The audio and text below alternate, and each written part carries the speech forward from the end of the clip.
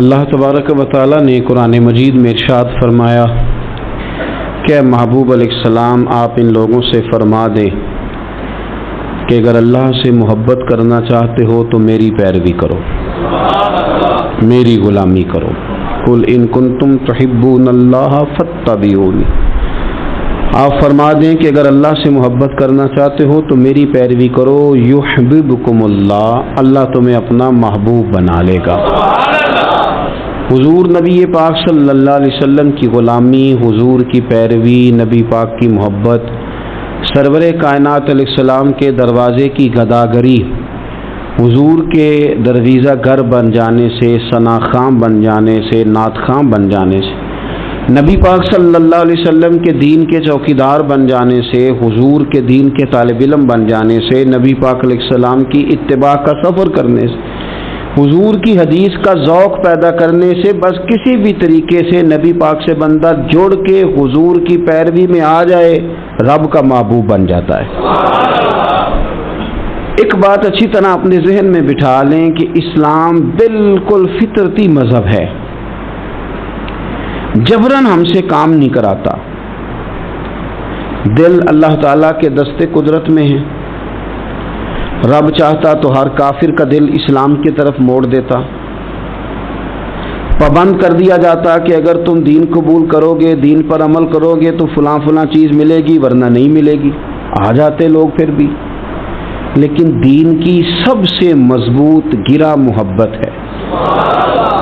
رب کہتا ہے تم اس طرح کرو، آؤ نا تو اللہ سے بھی پیار کرو، اور رب فرماتا ہے پھر میرے محبوب سے بھی پیار کرو، مجھ سے اور میرے نبی سے محبت کرتے ہوئے آؤ، پیار ہو تمہیں، تم عقیدت کے ساتھ آؤ، تمہارے دل مائل ہوں، تمہاری طبیعت مائل ہو، تمہارا ذوق ہو، طبیعت ہو۔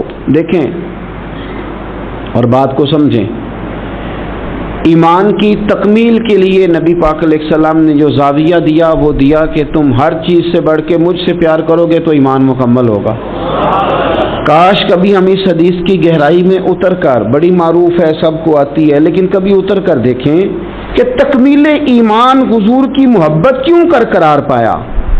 اگر آپ بغیر محبت کے حضور کی طرف بڑھ رہے ہیں اور بغیر محبت کے دین کی طرف بڑھ رہے ہیں تو ہو سکتا ہے کہیں آپ محسوس کریں کہ میں مجبور کر دیا گیا ہوں، کہیں آپ محسوس کریں کہ مجھے اپنے آپ پر جبر کرنا پڑ رہا ہے، لیکن جب محبت ہو جاتی ہے تو محبت محبوب کی طرف کھینچتی ہے۔ محبت زبان پر محبوب کا نام جاری کرا دیتی ہے، محبت محبوب کے تذکرے پر بندے کو لگا دیتی ہے، ذوق بن جاتا ہے، شوق بن جاتا ہے، توانائی پیدا ہو جاتی ہے جذبات میں۔ پھر الفاظ کا ہجوم پاس نہ بھی ہو تو جذباتی الفاظ بن جاتے ہیں، پھر ترنم نہ بھی پوری ہو تو انسان کا ذوق ہی اس کے لفظ بن کے حضور کی نعت بن جاتے ہیں۔ شرط یہ ہے کہ محبت ہو۔ پھر ایک اور زاویے سے حضور نے اس بات کو سمجھایا، بخاری مسلم میں موجود ہے، فرمایا اگر تم چاہتے ہو نا کہ تمہیں ایمان کا ذائقہ ملے، ایک روٹی پیٹ بھرنے کے لیے ہوتی ہے، ایک روٹی مزیدار ہوتی ہے۔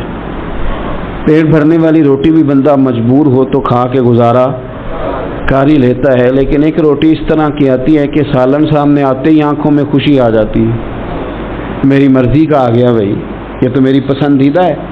پھر بندہ کھاتا ہے تو کھاتے اس کا چہرہ بتاتا ہے۔ ایک ہے کھانا، ایک ہے ذوق سے مزے کا کھانا، ایک ہے مومن ہونا، اور ایک کہہ کے مزہ آ جانا کہ اللہ کا شکر ہے میں مومن ہوں، یعنی مومن ہونے کا مزہ آ جانا، ذائقہ نصیب ہو جانا، لطف نصیب ہونا کہ میں مومن ہوں۔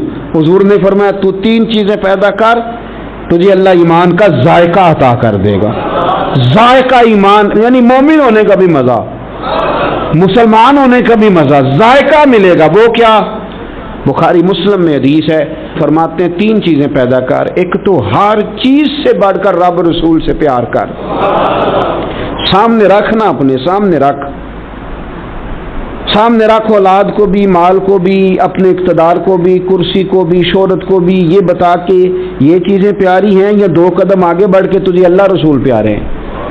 ہم تو تجربہ نہیں کرتے، لیکن حضرت عمر گھر سے تجربہ کر کے آئے تھے، انہوں نے آگے کہا یا رسول اللہ صلی اللہ علیہ وسلم مجھے ہر چیز سے بڑھ کر آپ پیارے ہیں، پر مجھے جان زیادہ پیاری ہے آپ سے، کیونکہ وہ سچ بولتے تھے نا، سچے لوگ تھے، دیانتدار، صاف کا۔ یا رسول اللہ صلی اللہ علیہ وسلم میں سوالی بن کے آیا ہوں، حضور یہ مجھے جان آپ سے زیادہ پیاری ہے۔ تو حضور نے سینے پہ ہاتھ مارا، فرمایا ابھی ایمان مکمل نہیں ہوا۔ فوراً حضرت عمر بولے کہ یا رسول اللہ حکم کریں، بات بدل گئی ہے، اب آپ مجھے میری جان سے بھی زیادہ پیارے ہو گئے۔ فرمایا اب ایمان مکمل ہو گیا۔ ایک تو حضور نے فرمایا کہ ہر چیز سے بڑھ کر رب رسول سے پیار کرو، اور دوسرا نبی پاک نے فرمایا جس سے بھی پیار کرو اللہ رسول کے لیے ہی کرو۔ انہی محبتوں کا مرکز رب رسول ہوں۔ یہ سیاسی وابستگیاں، منہ رکھنے کے لیے تعلقات، ضرورت پڑی تو بندہ کام آ جائے گا، چونکہ میری مجبوری ہے، چونکہ مجھے ضرورت ہے، یہ بیچ میں سے نکال دو۔ خالص اللہ کے لیے کسی سے پیار کرو، مزہ آئے گا ایماندار ہونے کا۔ اور تیسرا حضور نے فرمایا کفر میں جانا تمہیں اتنا ناپسند ہو جتنا آگ میں جانا ناپسند ہے، پھر تمہیں ایماندار ہونے کا مزہ آئے گا، سرور آئے گا۔ اور جب ایماندار ہونے کا سرور آئے گا پھر انشاءاللہ نماز پڑھنے کا بھی آئے گا، پھر قرآن پڑھنے کا بھی آئے گا، پھر سنت پر عمل کا بھی آئے گا، خدمت دین کا بھی آئے گا۔ آپ جب یہ چیزیں پیدا کر لیتے ہیں، حضور کی محبت اپنی طبیعت میں ڈھال لیتے ہیں، پھر کوئی چیز خشک نہیں رہ جاتی۔ ہمارا یہ مسئلہ بن گیا کہ ہم نہ ہر چیز اجتماعی کے قائل ہوتے جا رہے ہیں، جدھر ساری دنیا جائے گی میں بھی ادھر جاؤں گا، تو یہ کوئی کمال تو نہیں نا۔ اور مرحوم اعظم نے تو کہا تھا اعظم ہمارے ہاتھ سے پیمانہ ہی گر گیا، ہر بلحوث کے ہاتھ میں پیمانہ دیکھ کر، کہتے سارے ادھر چل پڑے تھے تو اب میں نے یہ رستہ چھوڑ دیا ہے۔ اب میں کسی وہ شاید فراز نے کہا تھا کہ شدت تشنگی میں بھی غیرت میں کشی رہی، بڑی پیاس تھی پر پھر بھی ہم نے غیرت سے پیا جو بھی پیا۔ شدت تشنگی میں بھی غیرت میں کشی رہی، اس نے جو پھیر لی نظر تو ہم نے بھی جام رکھ دیا۔ تو ساری دنیا جا رہی ہے تو پھر ہم نے جانا ہے، یہ تو بات ہی ٹھیک نہیں بھئی۔ اب سارے چونکہ کہہ رہے ہیں یکم ربیع الاول سے 12 ربیع الاول تو اظہار محبت کرنا ہے تو ٹھیک ہے میں بھی کر دیتا ہوں۔ یہ محبت جو ہے نا، محبت موسموں کی پابند ہے، یعنی یکم محرم سے 10 محرم تک محبت اہل بیت آپ کریں تو محبت اہل بیت تو ایمان ہے۔ آپ فقط یکم سے 12 ربیع الاول تک ذکر کریں تو یہ تو ایمان ہے۔ محبت یہ تو ہر وقت ہونی چاہیے تھی۔ اجتماعی محبت کا ماحول جو ہم بناتے جا رہے ہیں نا کہ اب ساری دنیا یہ بات کر رہی ہے تو لہذا میں بھی کروں، تو یہ ٹھیک نہیں۔ کیوں؟ اس لیے کہ سارا مکہ جب مخالفت کرتا تھا اور معاذ اللہ ثم معاذ اللہ طرح طرح کی باتیں کرتا تھا، اس وقت عشق کے سب سے بڑے پیغامبر بن کے حضرت صدیق اکبر کھڑے ہو گئے تھے۔ انہوں نے بتایا تھا کہ محبت معنیوں الفاظ میں آیا نہیں کرتی، اور یہ وہ شے ہے جو لفظوں میں سمایا نہیں کرتی۔ ہم کیا اس کو اس طرح پابند کریں گے کہ پہلے سارے پیار کریں تو پھر ہم نے کرنا؟ نہیں، کوئی کرتا تو نہ کرے نا، ہمیں تو پیار ہو گیا ہے مدینے والے سے، ہو گیا ہے تو بس ہو گیا ہے۔ ان لوگوں نے ہمیں بتایا ہے کہ یہ اس طرح کا ماحول نہ بناؤ کہ اب ساری دنیا چل رہی ہے تو میں نے بھی چلنا ہے۔ حضور کی محبت ایمان ہے۔ محبت جو ہوتی ہے نا وہ تو ڈھال دیتی ہے بندے کو، کچھ چیزوں پر مجبور کر دیتی ہے۔ حضرت عتبہ رضی اللہ تعالیٰ عنہ فرماتے ہیں ایک سادے سے، خوبصورت سے، میٹھے سے، تھوڑے جملے بولنے والے صحابی، کچھ لوگ اپنی سادگی میں مست رہتے ہیں، وہ بالکل ایسے نہ یکدم حضور کے سامنے کھڑے ہوئے آ کے تو عرض کرتے ہیں یا رسول اللہ صلی اللہ علیہ وسلم طبیعت مبارک ٹھیک ہے، چہرے پہ کمزوری ہے؟ تو محبوب نے فرمایا میں نے کچھ دنوں سے کھانا نہیں کھایا۔ فقر اختیاری ہے میرے نبی پاک کا، یہ دو جہاں کے شاہ ہیں، بس پاس کچھ رکھتے نہیں، اختیاری فقر ہے، بس کھجور پانی پہ گزارا ہے، کئی دنوں سے کھایا نہیں۔ صحابی نہ دوڑے گئے گھر میں، ٹٹولا سارے گھر کو، کوئی چیز نہیں ملی کھانے کی۔ دوست احباب سے پوچھا، کوئی چیز میسر نہ آئی۔ بنو قریظہ یہودیوں کا علاقہ تھا، ان کے باغات تھے، پہنچ گئے، ایک شخص سے جا کے کہا مزدوری ملے گی؟ ਲੱਗਾ ਜਦੋਂ ਮੈਦਾਨ ਅਜ਼ਲ ਦਾ ਤੇ ਲੋਕੀ ਚੋਰਾਂ ਵਾਂਗ ਸੁਧਾਏ। ਕਿਸੇ ਨੇ ਲੁੱਟ ਲਈ ਇਲਮ ਦੀ ਦੌਲਤ ਤੇ ਉਸ ਹਾਸੇ ਝੋਲੀ ਪਾਏ। ਆ ਸਜਣਾ ਵੇਖ ਜਹਾਲਤ ਸਾਡੀ, ਅਸੀਂ इश्क खरीद लिया है। कोई मजदूरी मिलेगी? उसने कहा हाँ, कुछ दरख्तों को पानी देना है, मजदूर आया नहीं तो पानी भी ज़रा कुएं में गहरा है, अगर एक डोल पानी का निकालो तो एक डोल के बदले को खजूर दूंगा। सहाबी ने झोली अपनी फैलाई खजूरें डालने के लिए, एक डोल पानी का निकाल के वहाँ रखते, एक खजूर झोली में डालते, एक डोल निकाल के रखते, एक खजूर झोली में डालते। जब झोली पूरी भर गई खजूरों से तो खुशी खुशी हंसते मुस्कुराते। तोहफे में जज्बा होना चाहिए, तोहफे की कीमत उसका जज्बा होता है। आप महंगा तोहफा लेके आए और हैं आप सियासतदान, निकलवाना आपने कोई काम है तो वो तो सियासी रिश्वत है, वो तोहफा थोड़ी है। तोहफे का भी कभी वजन होता है, तोहफे की भी कभी कीमत होती है, तोहफे के भी तो खुलूस होता है। झोली भरी हुई खजूरों की लाके मुस्तफ़ा करीम की बारगाह में पेश की, हाथों पे छाले, वजूद पर बज़ाहर मिट्टी लगी हुई, ला के वो सारा कुछ हुजूर की बारगाह में पेश किया। करीम महबूब ने खजूर उठाई, उठा के खाई और खाते ही आंखों में आंसू आए। फरमाया तुझे किसने मजबूर किया था ये काम करने को? किसने मजबूर किया? तो नहीं, कुछ लोग सादे होते हैं, उन्हें ज़्यादा बातें नहीं आती, वो लफ्ज़ों के हेर फेर में काबू नहीं कर सकते, लेकिन उनकी अकीदत बड़ी पक्की होती है, उनकी बातें बड़ी खूबसूरत होती हैं, लहजा इतना हसीन होता है कि समझ आती है कि छलक क्या रहा है लहजे से। किस चीज़ ने मजबूर किया? तो लंबी बात कोई नहीं की, कहने लगे हुजूर सादी सी बात है, हमें कौन मजबूर कर सकता है, हमें तो आपकी मोहब्बत ने ही मजबूर किया है। बस ये मोहब्बत है ना, प्यार हो गया ना, ये प्यार हो गया तो बस निकल गए, दौड़ आए, इस मोहब्बत ने मजबूर किया, चला गया। खुशखबरी नहीं, जो बज़ाहिर खुशखबरी होती है वो नहीं हुजूर ने सुनाई,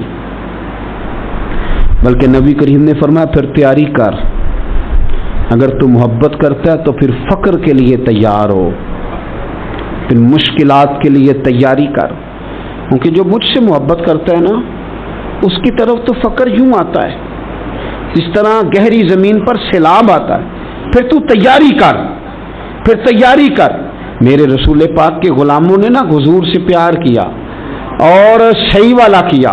मैं फिर कह रहा हूँ, और बात जहाँ से मैंने शुरू किया मैं वहीं पे हूँ, इज्तिमाई मोहब्बत नहीं कि अब सारे चल रहे हैं तो चलो मैं भी, ये वाला अंदाज नहीं, बस मोहब्बत हो गई, बस प्यार हो गया, यानी गुलामी कर ली। इस तरह नहीं कि अब चूंकि सारे कह रहे हैं, यानी तारीफ तो वो होती है कि जब कोई ना करे तो फिर बंदा उठ के करे, यानी प्यार तो वो होता है कि जब कोई दावा ना करे तो बंदा कहे नहीं यार शख्सियत प्यार के काबिल है, फिर बंदा प्यार करे। सहाबाए किराम अलैहिम रिदवान का जो अंदाज है ना, वो सोसाइटी को देखकर नहीं बना, वो मुआशरे को देखकर नहीं बना, हालात को देखकर नहीं बना, बल्कि उनकी रूह ने गवाही दी कि मदीने वाले से प्यार करना चाहिए, हुजूर से मोहब्बत करनी चाहिए। देखें जंगों के दिनों में ना, जंगों के दिनों में शायरियाँ नहीं होती, जब फौजें सरहदों पे खड़ी हों तो फिर गज़लें नहीं कही जाती, जब हालात पूरे उरूज पे हों तो फिर इस तरह की कैफियत थोड़ी होती हैं। पूरे हालात हमेशा सहाबा के लिए तैयार रहे, कभी मुनाफिक, कभी काफिर, कभी कोई, कभी कोई, कभी कोई, हर वक्त वो तैयार रहे लड़ने के लिए, लेकिन उन सारे रंगों में उनकी मोहब्बत जवान रही, जंगे भी लड़ते रहे, हुजूर की नातें भी पढ़ते रहे, मुनाफिकों के साथ उनके मुआमलात भी चलते रहे और नबी पाक की तारीफें भी होती रहीं, जंगों के तबसरे भी होते रहे, लेकिन बैठ के ना तो हुजूर के हुस्न का जिक्र भी होता रहा। एक सहाबी ने कहा कि नबी पाक अलैहिस्सलाम का चेहरा नूर तलवार की तरह रोशन था ना, तलवार बिल्कुल बिल्कुल जब नई तैयार होके आती है तो बड़ी रोशन होती है, रोशनी के सामने करें तो अक्स पड़ता है उसका, उसमें से भी शुआएं निकलती हैं, तलवार की तरह था। दूसरे का नहीं नहीं बिल्कुल नहीं, तलवार की तरह नहीं, हुजूर का चेहरा तो चांद की तरह रोशन था। यानी वो सारी बातें अपनी जगह पे, वो जो हम चाहते हैं ना कि हम प्यार करेंगे फारिग होके, ہم محبت کریں گے بچے بیاہ کے، ہم سارے کام کر کے تو پھر آئیں گے نعت شریف پڑھنے، یہ نہیں۔ او خدا کے بندے، وہاں سارا کچھ ہوتا رہا اور ساتھ حضور کا تذکرہ بھی ہوتا رہا، سارا کچھ، آزمائشیں، پریشانیاں، ہر چیز اپنی جگہ موجود رہی، پر حضور کی نعت میں کوئی کمی نہیں آئی۔ انہوں نے نا حضور سے جو پیار کیا تو اس پیار میں جو خاص ان کی ادا تھی، دیکھیں اس دور کا سب سے بڑا مسئلہ غلامی تھا۔ آج بھی مسائل ہوں گے، ہمارے ہاں سب سے بڑا مسئلہ پیسہ ہے، تو لوگ سمجھتے ہیں کہ بس کسی طریقے سے یہ آ جائے تو شاید باقی سارے مسئلے حل ہو جائیں۔ حالانکہ کسی پنجابی شاعر نے کہا تھا کہ دل دے اندر وسن والا مالک یہ مہمان نہیں ہوندا، تے چوکھا رزق بھی جوڑ لئیے تے بانج نصیبوں کھان نہیں ہوندا۔ لیکن بعض لوگ سمجھتے ہیں کہ شاید سارا کچھ پیسہ ہی ہے اور اسی میں وہ باتوں کو تولتے رہتے ہیں، اسی میں سارا کچھ کرتے رہتے ہیں۔ اس دور کا سب سے بڑا مسئلہ غلامی تھا، اور غلام بکتا تھا اور پھر اس کے بچے بکتے تھے۔ تو جب کوئی غلام آزاد ہوتا تھا نا تو وہ سمجھتا تھا کہ اب تو میں دنیا میں آ گیا ہوں۔ آزادی ایک بہت بڑی نعمت ہے، بہت بڑی نعمت۔ بندہ جب آزادانہ گھومتا ہے نا، دیر کے بعد ایک قول پڑھا حضرت علی کا، شاید پہلے پڑھ لیتے تو کچھ سوچیں اور ہوتی۔ آپ نے فرمایا تھا اسے مبارک ہو جسے تھوڑے لوگ جانتے ہیں، اسے مبارک ہو۔ ایک وقت ایسا آتا ہے کہ انسان تو اپنی مرضی سے اپنے دوستوں کے پاس بھی نہیں بیٹھ پاتا، وہ تو اپنی مرضی سے گھوم پھر بھی نہیں سکتا، ایسے حالات اس پر آتے ہیں۔ آزادی ایک بہت بڑی نعمت ہے زندگی میں، اسے سمجھیں۔ تو اہل عرب کے ہاں غلام کا آزاد ہونا اتنی بڑی نعمت تھی کہ وہ بندہ سمجھتا تھا دنیا میں ہی آج آیا ہوں۔ حضرت زید بن حارثہ نبی پاک کے غلام ہیں، بچپن میں کسی نے اغوا کیا، مکے لا کے بیچا، اور پھر حضرت خدیجہ الکبریٰ رضی اللہ تعالی عنہا کے ذریعے حضور کی بارگاہ تک آ گئے۔ ان کے والد اور چچا اور ایک روایت میں ان کا بھائی پیسے لے کے حضور کی بارگاہ میں آئے، کہا ہمارا بیٹا آپ کے پاس ہے، یہ پیسے لے لیں، ہمیں دے دیں، ہم نے لے کے جانا ہے۔ تو نبی کریم صلی اللہ علیہ وسلم نا بات سن کے مسکرائے۔ کچھ مسکراہٹیں بڑی معنی خیز ہوتی ہیں۔ حضور مسکرائے، فرمایا میں زید کو بلاتا ہوں، اگر وہ تمہارے ساتھ جانا چاہے تو یہ پیسے تم ساتھ اپنے پاس رکھو، ایسے مفتی لے جانا اگر جانا چاہے۔ حضور تو مسکرا رہے تھے نا، لیکن انہیں ابھی اس بات کا پتہ نہیں تھا، وہ ابھی اس رستے کے مسافر نہیں تھے۔ وہ کہنے لگے جی یہ کیا بات ہوئی، وہ غلامی نہیں چھوڑنا چاہے گا، کیونکہ غلامی تو سمجھتے تھے کہ جی یہ ہی آج ہیں جب آزاد ہو گئے، جی وہ جانا نہیں چاہیں گے، یہ کیا بات ہوئی۔ تو حضور نے فرمایا میں بلاتا ہوں نا، جانا چاہے تو لے جاؤ۔ اللہ کے رسول صلی اللہ تعالی علیہ وسلم نے بلایا، جناب زید بن حارثہ آئے، فرمایا والد اور چچا آئے ہیں، یہاں ایک روایت میں تمہارے بھائی آئے ہیں۔ دوڑ کے گئے، بڑے زمانے سے ملے ہوئے تھے، بڑا روئے، بڑا پیار، بڑی باتیں، بیٹا تیری ماں یاد کرتی ہے، تیری بہنیں بلاتی ہیں، تیاری ہو گئی۔ اب جب تھوڑا سنبھلے نا تو حضور نے دھیمے لہجے میں کہا زید یہ تمہیں لینے آئے ہیں، اگر تم جانا چاہو تو میری طرف سے پابندی کوئی نہیں۔ کون نہیں گھر جانا چاہتا، کون نہیں آرام کرنا چاہتا؟ 2-3 دن بندہ باہر رہے نا تو وہ گھر لوٹ کے آئے تو اس کا دل کرتا ہے کہ آج نیند سکون کی آئے گی۔ ہم گھومتے ہیں پاکستان میں تو لوگ کہتے ہیں رات رہ جاؤ، زیادہ اصرار کریں تو پھر میں کہتا ہوں یار اپنے بیڈ پہ ہی نیند آتی ہے، تمہیں کیا بتائیں۔ گھر کون نہیں جانا چاہتا، اپنے بہن بھائیوں سے کون نہیں ملنا چاہتا، قرار ہی سارا وہاں ہے، سکون اور راحت ہی وہاں ہے۔ اس کی تو خواب کبھی آ جائے بندے کو اپنے گھر کی تو وہ خواب بڑی تسلی دے جاتی ہے۔ تو حضرت زید سے حضور نے فرمایا جانا چاہو تو چچا کا تو خیال تھا نا کہ یہ دوڑ لگا دے گا، یہ بھاگ جائے گا، گھر قریب آتا ہے تو حضور بھی سواریاں، مدینہ قریب آتا تو تیز کر دیا کرتے تھے، تو یہ تو دوڑے گا۔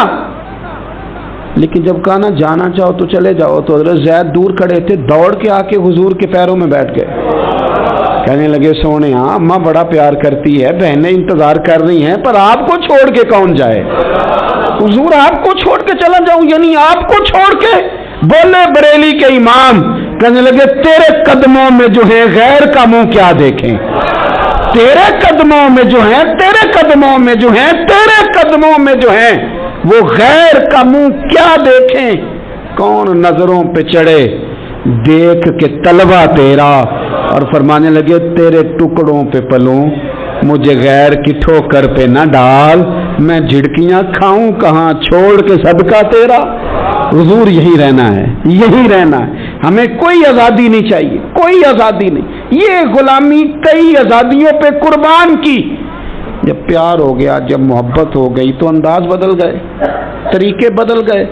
ہم نہ خشک ہو کے آئے ہیں دین میں، خشک ہو کے۔ میں بڑے درد سے کہتا ہوں، نعت خوانوں سے کہتا رہتا ہوں، اپنی بھی اصلاح کرتا رہتا ہوں، ان سے کہتا ہوں ہمیں بھی کوئی مشورہ دو، ان سے بھی گزارش کرتا رہتا ہوں کہ یہ جس دن تمہاری تجارت بن گئی یہ تمہارا مزہ لے جائے گی نعت خوانی، یہ دین جس دن بھی تھوڑا سا کاروبار بن جاتا ہے مزہ خراب کر دیتا ہے، ذائقہ خراب ہو جاتا ہے، اس لیے کہ پورے سالن میں اتنی سی بھی گرد پڑ جائے نا پوری دیگ میں تو سارے کا ذائقہ لے جاتے۔